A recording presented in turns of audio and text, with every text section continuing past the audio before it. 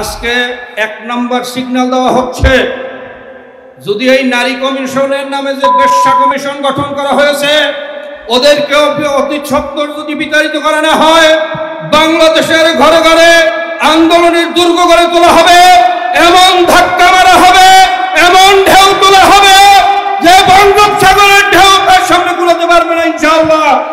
দেশে বড় বড় বহুতলা বিশিষ্ট পতিতালয় কায়েম হবে, হাজার হাজার মিলিয়ন ট্রিলিয়ন কোটি টাকা এখানে ইনভেস্ট হবে, গোটা দেশটা একটা বেশ্যাখানায় পরিণত হবে। বাংলার মুসলমান জিন্দা থাকতে এই প্রস্তাব বাস্তবায়ন করতে দেওয়া হবে না। আমি পরিষ্কারভাবে বলতে চাই, যেই ফেসিবাদ দানবীয় কন্যা লেডি ফেরাউনের আমলে যেই প্রস্তাব দিতে সাহস পায় নাই, বর্তমানে এই শহীদের রক্তের বিনিময়ে যে অন্তর্বর্তীকালীন সরকার আছে তার আমলে এই প্রস্তাব দিতে সাহস কিভাবে পেয়েছে আমরা এটা জানতে চাই। আমরা ইউনূস সরকারকে বলতে চাই, আপনার দুর্বলতা কোথায় আমরা জানি আপনাকে কোন জায়গায় ধাক্কা দিতে হবে, কিন্তু আমরা ময়দানে নামছি না একটাই কারণ আমরা ময়দানে নামলে বিদেশি শক্তিগুলো সুযোগ পাবে, ফেসিবাদের দোসররা এদেশে অরাজকতা করার সুযোগ পাবে। এই জন্য আমরা এখনো ময়দানে নামি নাই।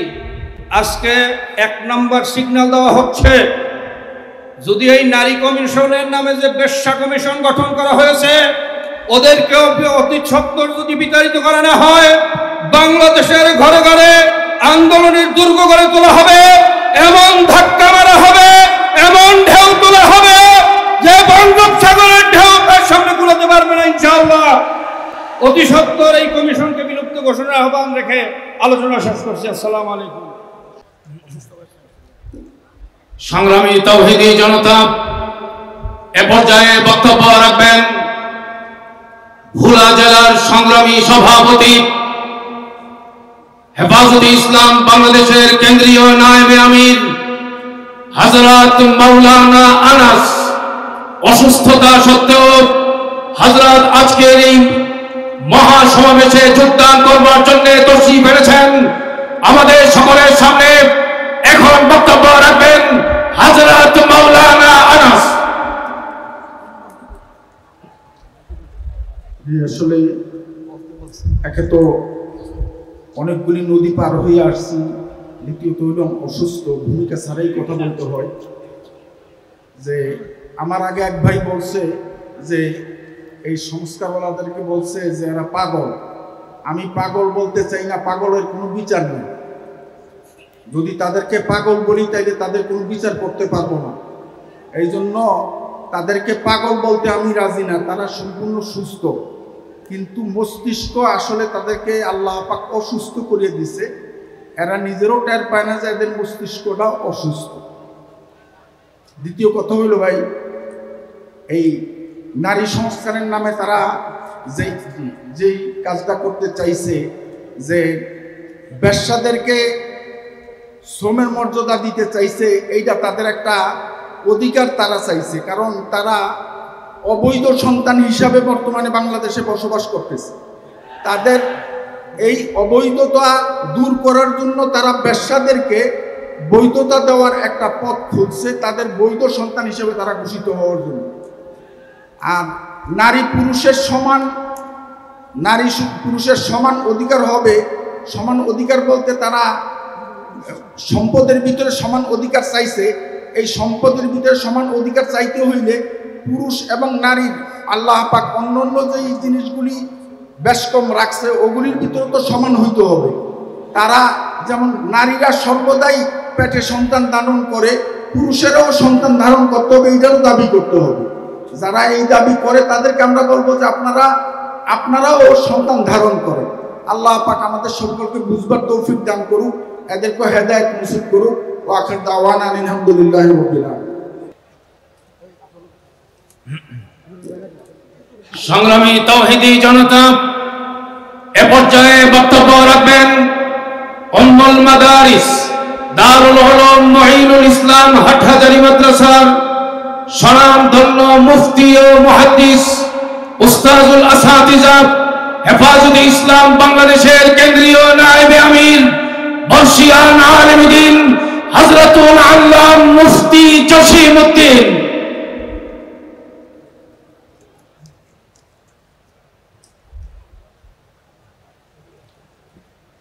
আলহামদুলিল্লাহি ওয়া কাফা ওয়া সালামুন আলা ইবাদিহিল্লাযীনা ইসতাফা, আম্মা বা'দ। আর-রিজালু কাওয়ামুনা আলা নিসা ইলা আখিরিল আয়া। আজকে এই মহাসমাবেশের সম্মানিত সভাপতি আমিরে হেফাজত হযরত উলামায়ে কেরাম, মহাসম্মেলনে আগত দেশের প্রত্যেকটি অঞ্চল থেকে তৌহিদি জনতা, এই দেশের মধ্যে ৯৫ ভাগ মুসলমানের দেশ। এই দেশের সংবিধানে তাওহীদবাদ অবশ্যই থাকতে হবে, বহুত্ববাদ বাদ দিতে হবে। এমনকি পেশি সরকারের আমলেও অনেক চেষ্টা করিয়া এরা তাওহীদবাদকে বাদ দিতে পারে নাই, এখনো দিতে পারবে না। এবং নারী বিষয়ক সম্পর্কে ইসলামে নারীদেরকে যে মর্যাদা প্রদান করছেন, ইসলামের পূর্বে জাহিলিয়াতের যুগে নারী সন্তান হলে জীবিত দাফন করে দিত। ইহুদিরা নারী সন্তানকে হায়াত অবস্থায় ঘরে রাখত না।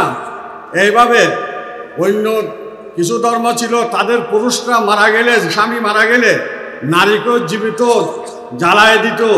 কিন্তু মাত্র এই ৮০-১০০ বছর ধরে তারা এই আইনটা সংস্কার করছে।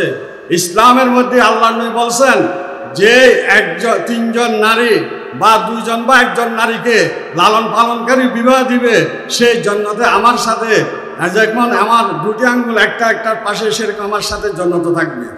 তাহলে ইসলামের মধ্যে নারীদেরকে যে মর্যাদা দেওয়া হয়েছে, কিয়ামত পর্যন্ত কোন ধর্মাবলম্বী সেই মর্যাদা দিতে পারবে না।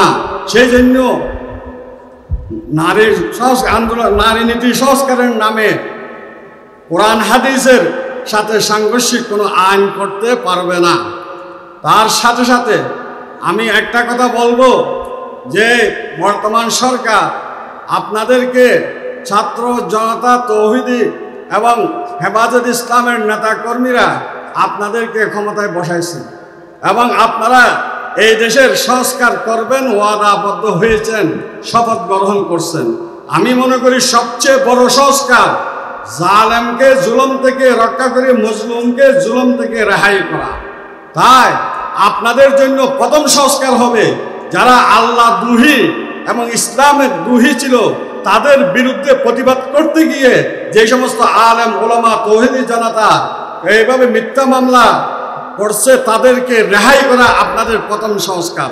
সাথে সাথে ফিলিস্তিন সহ সমস্ত ভারত, এইভাবে কাশ্মীর, বর্মা, যত দেশের মধ্যে মুসলমানদের উপর নির্যাতন হচ্ছে, আপনারা ৯৫% মুসলমানের দেশের জনগণের পক্ষ থেকে সেটার প্রতিবাদ চালায়া তাদের এই সমস্ত জুলুম নির্যাতনকে বন্ধ করার চেষ্টা করেন। না হয় এই দেশের জনগণ, তৌহিদি জনতা আপনাদের সপক্ষে থাকবে না। ওমা তৌফিক ইল্লা বিল্লাহ।